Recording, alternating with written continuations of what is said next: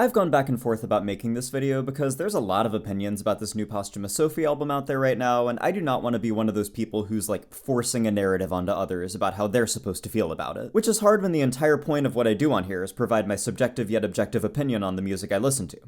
Subjectively. I've arrived at the conclusion that I want this video to function more as like a gathering of all the information that's necessary when forming judgments on this album, as well as an explanation of why people are so divided on it. I'm gonna include my own thoughts, obviously, but I wanted to be very explicit with this specific video in saying that when it comes to these thoughts, this is my onion. Sometimes it's sweet, sometimes it's red, sometimes it makes people cry. If you don't like it, throw it away. But just know it'll make everything taste 10 times better, unless you have no taste buds. Back in June of 2021, music publications began to report on the possibility of Sophie's brother, Ben Long, one day publishing some of the producer's late work, which he claimed to have hundreds of songs, including an album's worth of. This got a lot of people excited, specifically because it was a well-known fact that this music was out there and living in many a gay person's local files, so the thought of this music finally being put onto streaming was something to celebrate. We were all so happy that day. But this was way back in 2021, not even 6 months after Sophie's passing, so at the time the idea was just a fantasy that had a very slight chance of becoming reality. Fast forward almost exactly 3 years to June 2024, when it was announced that the first and only posthumous Sophie album would be coming out, with fan favorite unreleased song Reason Why serving as its lead single. At the time, excitement for this album was through the roof. There was a lot of cynicism around whether this music would ever actually come out, especially because these articles were all the way back from 2021 and it was basically radio silence from Sophie's family after that. But lo and behold, the album was real and it was coming out soon, depending on what your idea of soon is. In reality, or at least from what I've seen, 3 months is really not that long of a wait time between an album announcement and the album dropping. However, it's been a bit more of a trend recently for artists to announce projects and drop them fairly soon after. People like Billie and Beyonce announced their albums and then dropped them like a couple weeks later. I remember there being a general sentiment that the release date for the Sophie album was too far away and people wanted it now. How crazy is it that people could have the audacity to complain about posthumous Sophie material coming out even when it was assumed it was never going to drop in the first place? I can't imagine such a thing. And this was not the only thing fans weren't happy about at the time. Reason Why is a song that is a fan favorite, to be fair, but not necessarily to everybody, myself included. There was a lot of talk about why this specific song was chosen as the lead, and there was even more talk about the way it was mixed. Basically, fans found a way to pick apart almost every aspect of this album announcement, and literally all we got was one single and a release date. Nice work, guys. But let's explore what the reasoning behind this might have been. After all, it's not like Sophie fans want to be disappointed by a posthumous album announcement. That would disqualify them as fans in the first place.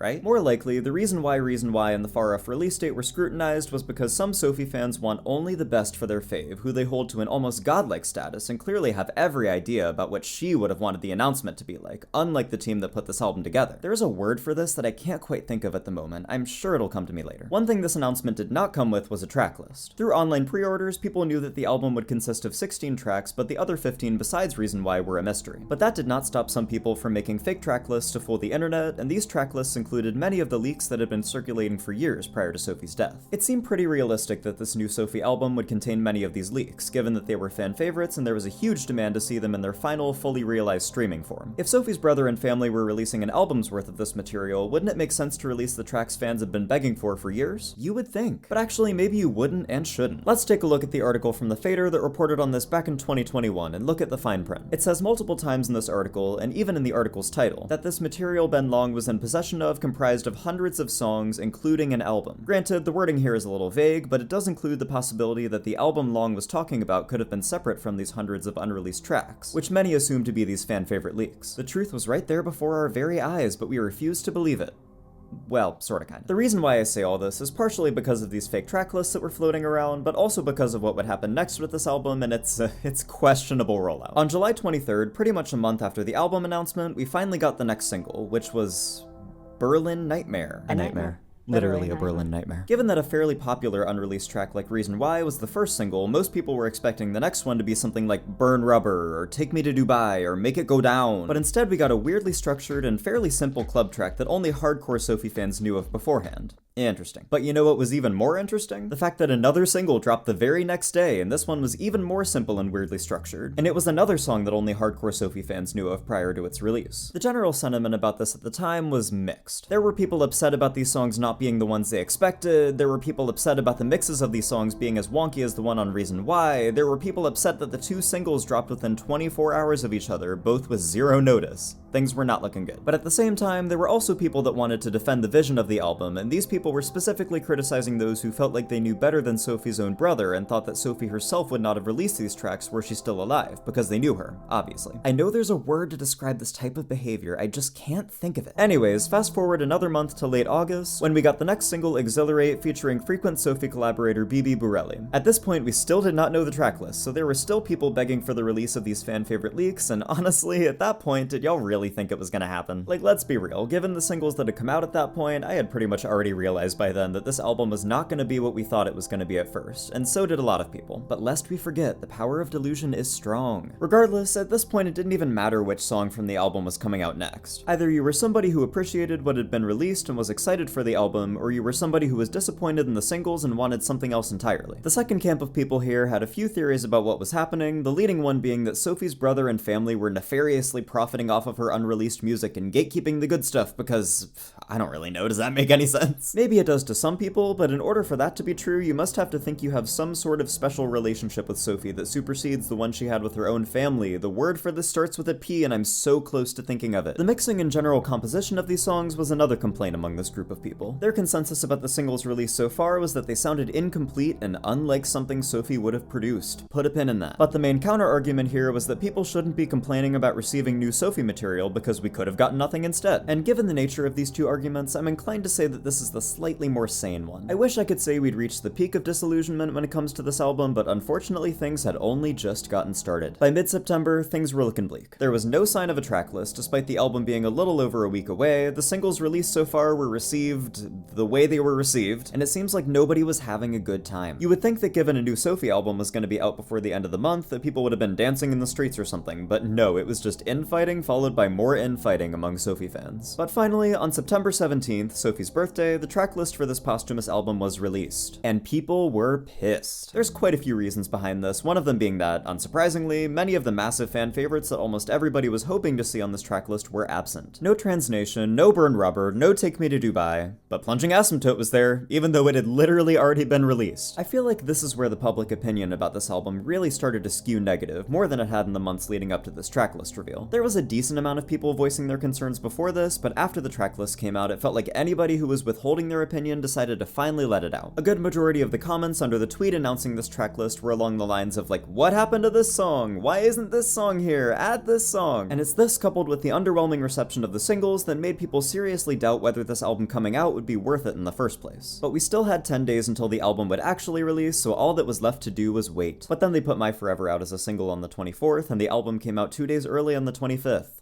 Mess. It hasn't been directly confirmed, but I have a feeling this album dropped 2 days early because it leaked a week prior. And honestly, I am not one to judge people listening to leaks of albums because I've done it plenty of times in the past. But the leaks I listen to are of like Camila Cabello and Slater. Actively seeking out the leaks to the only posthumous Sophie album we're ever gonna get just kind of gives me the ick, so I didn't do it, but to each their own, I guess. God, I feel so superior to everybody who listened to the leaks after I said that. So that takes us to the day the album dropped and its reception upon release. Would you be surprised if I told you it was mixed? Major publications' opinions on this album have been all over the place, but most have been middling to negative. The same can be said about fan reception, though there are definitely still some fans that are crazy about it, mainly for the reasons I stated earlier. People who are defending this album are doing so both because they genuinely enjoy it and because it is a new Sophie album which nobody thought we were ever gonna get, and those who are critiquing the album are doing so because it just wasn't what they were expecting. But let's talk about expectations for a second. Back in 2018, when I Love Every Person's Insides was released, there was a similar sentiment in which many people were dissatisfied with the contents of the album because they expected it to be like the singles, all of which were placed at the front of the album. What succeeded them was a wide range of material. There was some ambient, there was some pop, there was allegedly some hyperpop, though I still hold the opinion that Sophie never actually made hyperpop, she just influenced it. What's y'all's opinion on that? Drop that below. It's kind of funny to look back on this now and see the exact same thing happening with this new Sophie album. The two have some interesting similarities, the main one I want to highlight being pacing. It's been pointed out that this new album begins with an ambient track, followed by a trap banger, followed by a deconstructed noise piece, followed by another ambient track, which then leads into Reason Why. It's a little reminiscent of how Oil had Not Okay shoved in between the two most indulgent and ambient leaning tracks, so in reality, are we really surprised that this album is weirdly paced? But maybe it's time to actually take a look at the material being presented with this album. Because this video is meant to be more of a recap of others' opinions than my own, this part is going to be comparatively brief, but I still wanted to include some of my own thoughts on what we got here. It's okay. I definitely think there are some highlights worth talking about. Even though Raw is a bit of a weird choice for a track 2 after the ambient opener, I still think it's probably the closest we would have gotten to the album some fans thought they were going to receive here. I could say the same about Gallop, and Elegance is absolutely a high point. That point where it reaches its peak of intensity and the tempo is cranked all the way up, it goes off. I love it. A couple of the singles have seriously grown on me as well, namely Berlin Nightmare and One More Time. What some people were saying upon their release was true. They do make sense in the context of the album, especially because that specific section has some fantastic transitions that make it feel a little bit like the Nonstop Remix album. And not to be a Liz sympathizer, but Live in My Truth is for sure a highlight here. That song is classic bubblegum-based Sophie in the best way possible. But there's also moments here that leave a lot to be desired. I mentioned earlier that Reason Why is not my favorite Sophie song in the world, for many reasons. And honestly, I do agree with the people calling out its mixing issues in this official release. But the tempo is my main problem here. It's noticeably slower than any other version I've heard before, which makes it a slog to listen to in my opinion. Other songs like Exhilarate and Love Me Off Earth are just not very memorable to me, and I would unfortunately include the Hannah Diamond collab here as well. Maybe this one was a casualty to the expectations I had for it, but I just think it's a little too repetitive and nondescript for my taste, especially considering who's involved. And to be a Liz critic, her vocals on Why Lies are pretty unbearable to listen to. And those BC Kingdom lyrics on the verse are so fucking cringy. I don't know why this song and Live in My Truth both had to be included when it could have just been Live in My Truth. So at the end of the day, I think this Sophie album is a tiny bit disappointing, and that seems to be the general public's opinion as well. Because Sophie was such a pioneering artist in the world of electronic and dance music, many people have this idea of her built into their minds as an untouchable deity that can do no wrong, and oh my god, the word is parasocial. Parasocial, that's what I was trying to think of. Honestly, that should be the new internet buzzword. I don't see enough people using it. But seriously, I talked about this a tiny bit in my Brat video when I covered So I, but when you idolize an artist to the level that so many people have with Sophie, it's hard to acknowledge or even come to terms with the idea that not everything they create is going to be on the level of their previous material, or whatever made you fall in love with them in the first place. It's unrealistic for literally any artist to create an absolutely perfect body of work across their career, and I know we can joke and be like, no, but it is, my fave did it. But objectively, it's just something that's not humanly possible.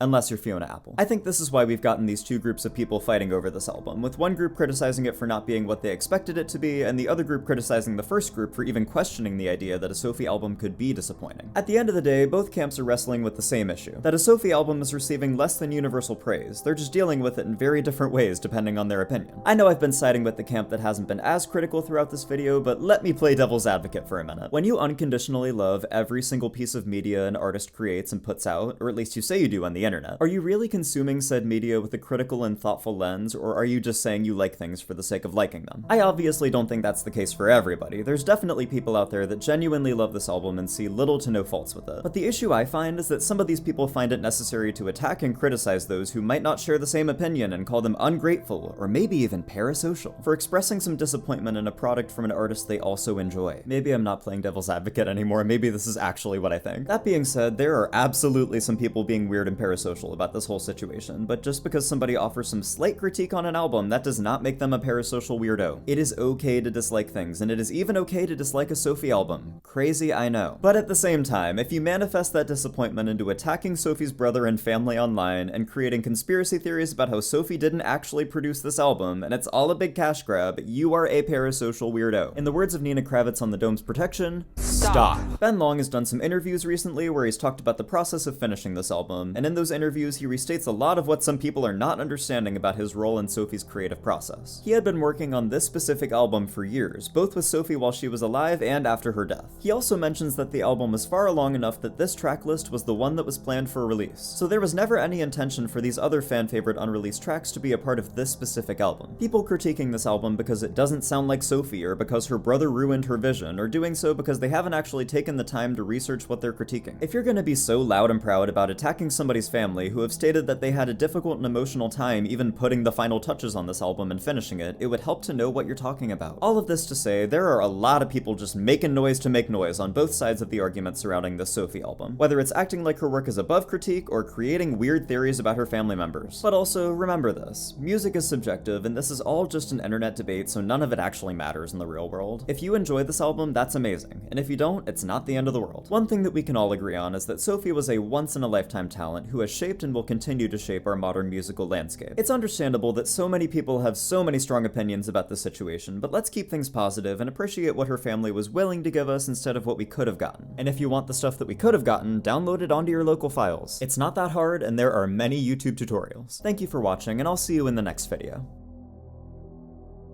But oh my god, Pitchfork gave it a 6.8!